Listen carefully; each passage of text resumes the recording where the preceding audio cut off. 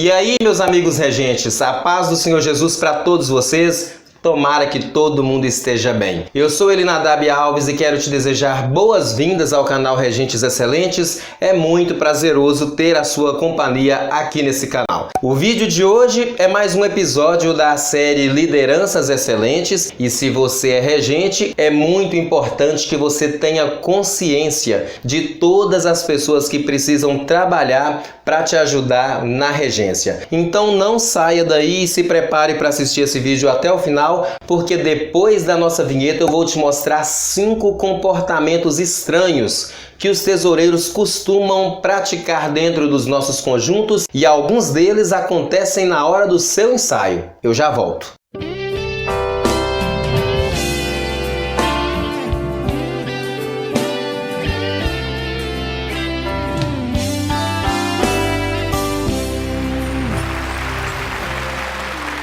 Muito bem, meus queridos, vamos ao que interessa. Há poucos dias atrás eu estive aqui mostrando 5 frases, 5 pensamentos que os tesoureiros repetem nos nossos conjuntos e que prejudicam bastante o nosso caixa. Acontece que pensamentos não existem de forma isolada. Pensamentos geram comportamentos, pensamentos geram emoções. E no vídeo de hoje eu vou te mostrar 5 comportamentos que os tesoureiros acabam, em nome desses pensamentos, desenvolvendo. E eles vão perpetuando esses comportamentos que são altamente prejudiciais, principalmente porque os regentes e os coordenadores, de forma inconsciente, acabam embasando, acabam apoiando esses comportamentos. E fazem isso porque não têm despertado a consciência de que amanhã esses comportamentos vão trazer prejuízos. Então deixa eu te mostrar o primeiro comportamento esquisito que alguns tesoureiros têm por aí. Não participar ativamente das ações que vão trazer recursos financeiros para os grupos. Isso é muito comum nos conjuntos. Não é raro a gente encontrar regentes que foram nomeados para conduzir um coro, para desenvolver a arte de cantar e que, portanto, deveriam estar focados nisso. O que acontece? Em nome das dificuldades financeiras, esses regentes se veem na necessidade de atrair recursos para os conjuntos. O que eles fazem? Deixam a regência quase que em segundo plano e começam a se embrenhar na produção de bolo de cenoura com calda de chocolate, mais cachorro-quente e uma série de outras coisas para fazer cantina nas igrejas. Esse é só um exemplo que eu estou dando. E enquanto isso, o tesoureiro ou a tesoureira, que era a pessoa que devia estar focada nessa atividade, já que ela é uma atividade que vai desenvolver, não é a arte de cantar, vai desenvolver o dinheiro. Então o tesoureiro que deveria estar focado nessa área, ele está disperso, sentado no banco, dando uma voltinha pelos corredores da igreja, enquanto os regentes estão na cantina assim a todo vapor, fazendo o quê? Buscando recursos para o conjunto. Esse modelo de comportamento dos tesoureiros precisa ser podado, precisa ser cortado. Eli, você está dizendo então que os regentes não devam se envolver na cantina? Claro que os regentes precisam se envolver na cantina e ajudar. Lembremos sempre que nós formamos uma equipe, mas você não pode transformar algo que precisa ser uma ajuda em sua função principal, porque a função de um regente é conduzir um coro, é ensinar pessoas a cantarem, e para isso ele precisa dispor de tempo para aprender novas técnicas, para conhecer hinos, aprender novas formas, novos formatos, entrar em contato com gente interessante nessa área. E se ele larga tudo isso para ir se preocupar com um bolo de cenoura, aí ele não vai ter tempo para focar na função principal dele. Aliás, esse tem sido, inclusive, um dos grandes motivos que tem feito regentes se cansarem no cargo, porque eles são nomeados para serem regentes e quando caem no cargo, aí eles começam a exercer função de regente, de conselheiro, de visita, de tesoureiro e de tudo mais. Ele cansa, se estressa e entrega o cargo. Então, se isso estiver acontecendo com você, se você é regente, mas está ocupando função principal aí na cantina da sua igreja, Dá uma antenada nesse assunto. Toda vez que você ocupa uma função principal num cargo que não é o seu, você está contribuindo para que alguém dentro dessa liderança não se sinta na necessidade de dar o seu máximo. Em qualquer ação que você for envolver no seu conjunto, você pode participar, você deve ajudar, você pode contribuir, mas nunca pegar aquilo como função principal, porque você deve se lembrar todo dia que você é regente. E a função de regente já exige bastante de você, se é que você quer ser um regente acima da média, tá bom? O segundo erro que alguns tesoureiros cometem, e esse acontece principalmente nos momentos do ensaio, é quando você dá a oportunidade para o tesoureiro ler o relatório financeiro do conjunto e ele não consegue expressar gratidão enquanto ele fala sobre esse relatório. É aquele tom de fala triste, aquela coisa fria que parece que está quase morrendo, e ele está falando de dinheiro, mas a expressão facial dele está dando a impressão de que ele está falando de milhares de dívidas. Então essas coisas não devem acontecer. Se você está dando um relatório de um dinheiro que o seu conjunto ganhou, de uma oferta que chegou, a sua expressão facial, a sua energia, o seu tom de fala precisa ser concordante com isso. Todos os recursos que chegam no nosso conjunto são conquistas, e toda vez que a gente vai falar de conquistas, o nosso corpo precisa concordar com esse discurso, senão as pessoas não conseguem enxergar isso como uma verdade. E se elas não enxergam como uma verdade, elas não se sentem motivadas a promoverem mais dessas conquistas. Então, se você é tesoureiro, não cometa essa falha. E se você é regente, não permita que isso aconteça no horário do seu ensaio. Isso é um modelo de linguagem totalmente equivocado, incoerente e contribui muito para que amanhã não haja dinheiro no seu conjunto, porque as pessoas não conseguem encontrar coerência no que o tesoureiro está falando. Combinado assim? Vamos para o terceiro comportamento, e esse aqui também costuma acontecer lá no momento do seu ensaio. E outra vez é quando você vai dar a oportunidade para o tesoureiro falar sobre dinheiro e ele chega com ar de desleixo.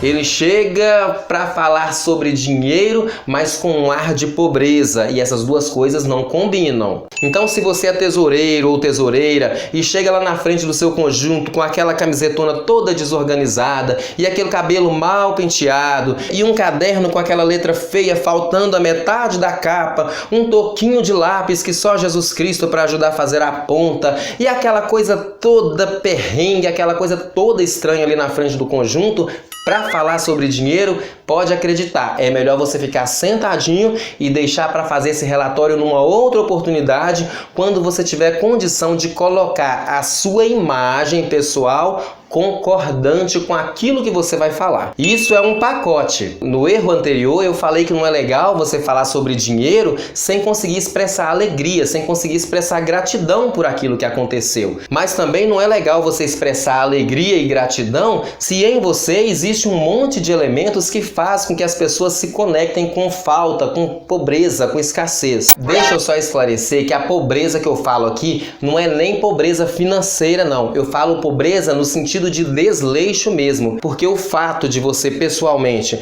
ainda não ter os recursos financeiros na quantidade que você pensa em ter, hora nenhuma te dá o direito de sair por aí andando com um caderno faltando uma capa e um pedaço de caneta que uma hora escreve, uma hora tá falhando. Essas coisas não têm necessariamente relação com dinheiro, elas têm relação com cuidado, com zelo. Jamais passe a impressão de desleixo ao falar de dinheiro lá na frente do seu conjunto.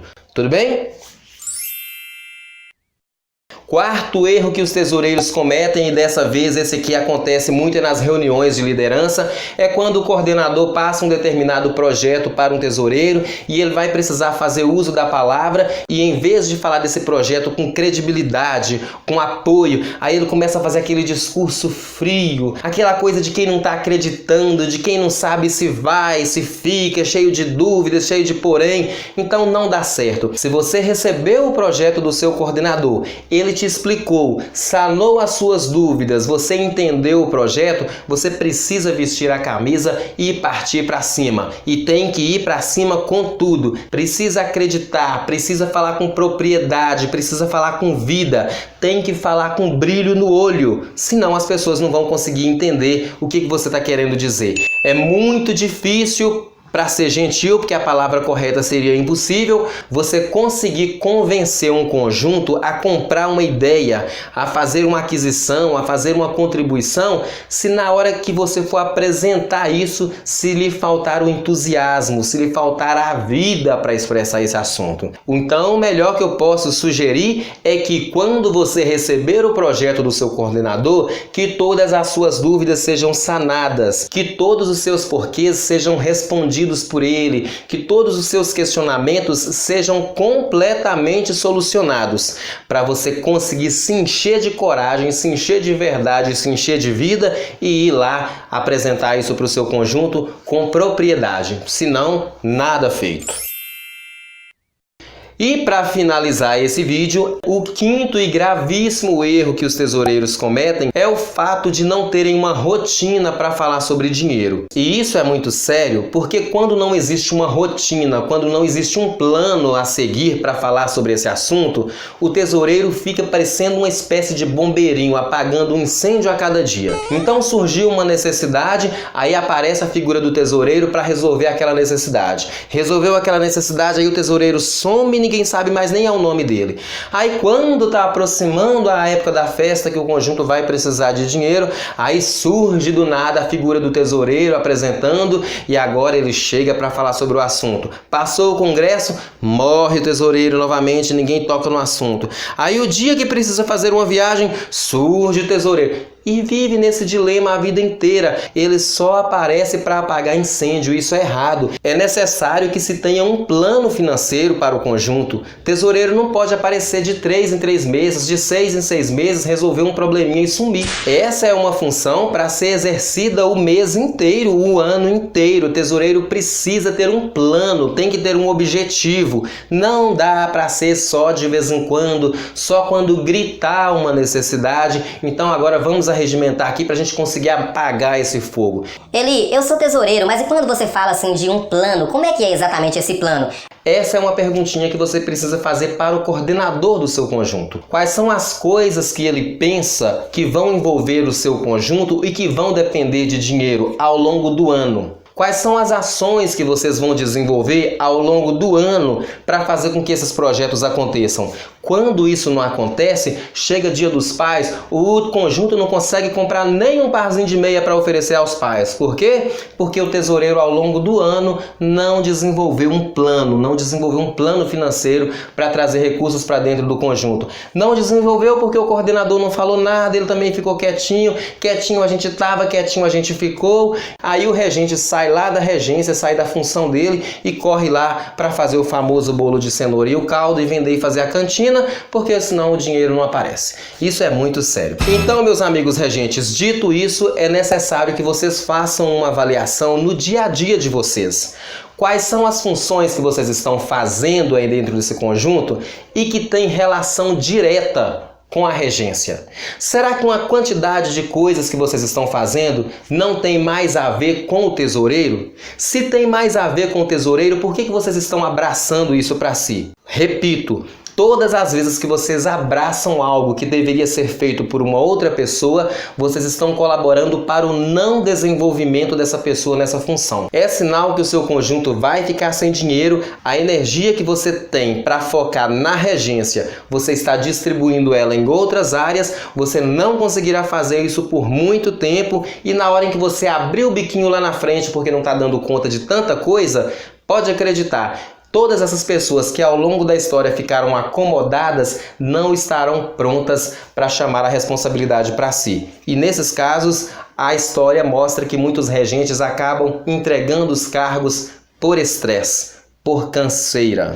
Meus amigos regentes, eu fico por aqui torcendo para que você faça essa avaliação, porque ela é muito importante e ela pode ser determinante na sua trajetória de regência aí nesse conjunto. Eu digo numa trajetória satisfeita, sem canseira, sem enfado. Uma trajetória onde você, como regente, consiga se desenvolver como regente, nas funções de regente e não nas funções de outras pessoas. que cada um desenvolva a sua própria função no mais alto grau. Que Deus abençoe e até o próximo vídeo, quando eu vou estar aqui de volta para falar 5 hábitos de tesoureiros top. 5 hábitos de tesoureiros que trabalham em alto nível. Quais são as coisas que eles fazem e como é que eles trabalham para ficar no topo da lista e conseguirem realizar o que querem.